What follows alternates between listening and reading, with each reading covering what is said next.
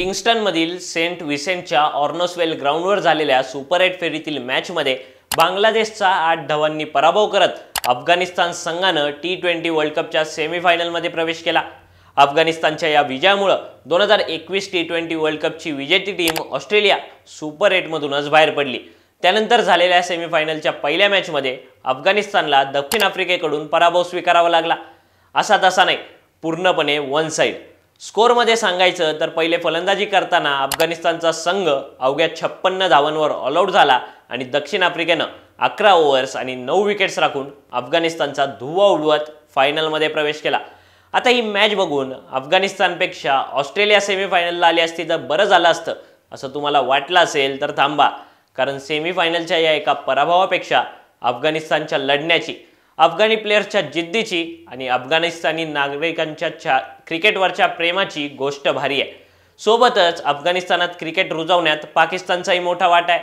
अफगाणिस्तानातील क्रिकेटची ही संपूर्ण स्टोरी आपण या व्हिडिओतून जाणून घेऊ। नमस्कार, मी प्रणव ढमाले, तुम्ही पाहताय फॉर द पीपल न्यूज। पुढे जाण्यापूर्वी आपण आमच्या चॅनलला सबस्क्राइब करा, लाईक व फॉलो जरूर करा।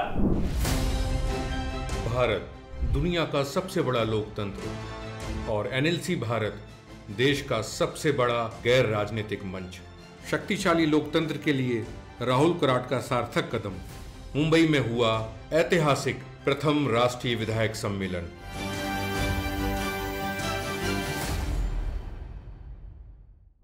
एकोणिसाव्या शतकात अफगाणिस्तानवरही इंग्रजांचं राज्य होतं। याच इंग्रजांमुळे अफगाणिस्तानात क्रिकेटची पाळंमुळं रुजायला सुरुवात झाली। पण अफगाणिस्तानात खऱ्या अर्थानं क्रिकेट लोकप्रिय झालं ते पाकिस्तानमुळं। कमेंटमध्ये शिव्या घालण्याआधी विषय विस्कटून सांगतो। अफगाणिस्तानात इंग्रजांचं राज्य असताना पाकिस्तानमध्ये आश्रय घेतलेल्या अफगाण निवासितांमध्ये क्रिकेट लोकप्रिय झाला आणि तिथे त्यांना क्रिकेट खेळण्याची सवय लागली। पुढे 1995 मध्ये अल्लाह दादनुरी यांनी अफगाणिस्तानसाठी प्रयोग म्हणून पहिल्या राष्ट्रीय संघाचं नेतृत्व केलं आणि पाकिस्तानमधील ग्रेड 2 स्पर्धेत भाग घेतला। त्यानंतर अफगाणिस्तानचे लोक त्यांच्या मायदेशी परतले आणि 1995 मध्ये पाकिस्तान क्रिकेट बोर्डाच्या प्रयत्नातून अफगाणिस्तान क्रिकेट संघटनेची स्थापना झाली। त्यानंतर 2001 मध्ये अफगाणिस्तानचा आंतरराष्ट्रीय क्रिकेट परिषद ICC मध्ये सदस्य म्हणून समावेश करण्यात आला। अफगाणिस्तानला 2003 मध्ये आशियाई क्रिकेट परिषद अर्थात ACC मध्ये देखील समाविष्ट करण्यात आलं। आता ICC आणि ACCचं सदस्यत्व मिळालं म्हणून संघर्ष थांबला का? तर नाही। आंतरराष्ट्रीय क्रिकेटमध्ये पहिला सामना जिंकायला अफगाणी संघाला 2004 पर्यंत वाट बघायला लागली। बहरीन विरुद्ध झालेल्या सामन्यात अफगाणिस्तानला पहिला विजय मिळाला। पुढे 2007 मध्ये नवरोज मंगलज यांच्या नेतृत्वाखाली अफगाणिस्ताननं ACC T20 चॅम्पियनशिप जिंकली। अफगाणिस्ताननं ही ट्रॉफी जिंकल्यानं देशातील लोकांमध्ये क्रिकेटविषयी उत्सुकता निर्माण झाली। त्याशिवाय अफगाणिस्ताननं ICC world cricket league division 5, division 4 आणि डिव्हिजन 3 देखील जिंकले। ICCनं मान्यता दिल्यानंतरही अफगाणिस्तानचा संघर्ष सुरू होता। तो संपायला सुरुवात झाली ती 2011 वन डे वर्ल्ड कप पासून। अफगाणिस्तानला 2011च्या वन डे वर्ल्ड कप पात्रता फेरीत सहभागी होण्याची संधी मिळाली। त्यात अफगाणिस्तानचा संघ अपयशी ठरला, मात्र अफगाणिस्तानला प्रथमच 4 वर्षांची वन डे पात्रता देण्यात आली। या संधीमुळे अफगाणिस्तान संघानं स्कॉटलँड, झिम्बाब्वे आणि नेदरलँड संघासोबत क्रिकेट सामने खेळून स्वतःचं नाव सिद्ध केलं। अफगाणिस्तानच्या खेळाडूंकडे इतर देशांप्रमाणे ग्राउंड किंवा क्रिकेटसाठी लागणाऱ्या पायाभूत सुविधा नव्हत्या, मात्र त्यांच्याकडे उपलब्ध असलेल्या सुविधांचा वापर करून त्यांनी हळूहळू त्यांचा क्रिकेट संघ विकसित केला। मार्च 2019 मध्ये अफगाणिस्ताननं आयर्लंड विरुद्ध कसोटी सामना जिंकला। हा अफगाणिस्तानचा पहिला आंतरराष्ट्रीय कसोटी विजय होता। दरम्यानच्या काळात भारतात सुरू असलेल्या IPL मध्ये अफगाणिस्तानच्या प्लेयर्सला खेळण्याची संधी BCCIनं उपलब्ध करून दिली आणि राशिद खान, मोहम्मद नबी, नवीन उल हक यांच्यासारख्या खेळाडूंनी ती गाजवलीही। 2001 मध्ये ICCचा सदस्य झाल्यानंतरही तब्बल 20 वर्षांनंतर अफगाणिस्तानचा संघ क्रिकेटमध्ये सेटल होत होता।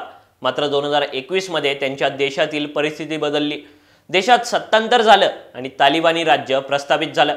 अफगाणिस्तानात तालिबानी राज्य आल्याचा फटका क्रिकेट संघालाही सोसावा लागला। खेळाडूंना त्यांच्या मायदेशी परतणं अवघड झालं। अफगाणिस्तान क्रिकेट बोर्ड बरखास्त होण्याच्या मार्गावर आलं। अनेक देशांनी अफगाणिस्तान विरुद्ध क्रिकेट सामने खेळायला नकार दिला आणि 20 वर्ष अफगाणिस्तानचं क्रिकेट उभं करण्यासाठी अनेक खेळाडूंनी घेतलेली मेहनत एका क्षणात उद्ध्वस्त होण्याच्या मार्गावर येऊन ठेपली। पण ज्यावेळी परिस्थिती विरोधात असते त्यावेळी अधिक ताकदीनं उभं राहणं आणि मैदान मारणं ही अफगाणिस्तानी क्रिकेट संघाची खरी ताकद आहे। या जिद्दीच्या जोरावर अफगाणिस्तानच्या खेळाडूंनी खास करून मोहम्मद नबीनं संघ पुन्हा उभा करायला सुरुवात केली। प्रसंगी भारत, UAE यांच्यासारख्या देशांमध्ये सराव करून अफगाणिस्ताननं क्रिकेट खेळायला सुरुवात केली। 2023च्या वनडे विश्वचषकात याच अफगाणिस्तानच्या संघानं ऑस्ट्रेलियाच्या तोंडचं पाणी पळवलं होतं आणि 2024च्या T20 विश्वचषकात याच अफगाणिस्तानच्या संघानं आधी न्यूझीलंड, मग ऑस्ट्रेलिया आणि नंतर बांगलादेशला पराभूत करत पहिल्यांदा सेमीफायनलमध्ये प्रवेश मिळवला। क्रिकेट वर्ल्ड कपच्या सेमीफायनलमध्ये पोहोचणं हे अफगाणिस्तानी संघासाठी स्वप्नवत होतं। त्यामुळेच बांगलादेशला हरवल्यानंतर अफगाणिस्तानी खेळाडू, त्यांचा कोच जोनाथन ट्रॉट आणि बॉलिंग कन्सल्टंट ड्वेन ब्रावो या सगळ्यांच्या डोळ्यात पाणी होतं। अनेक अडचणींवर मात केल्यानंतर आपलं अस्तित्व सिद्ध केलं या आनंदाचं। अफगाणिस्ताननं मिळवलेल्या या यशामध्ये अफगाणी नागरिकांचाही मोठा वाटा आहे।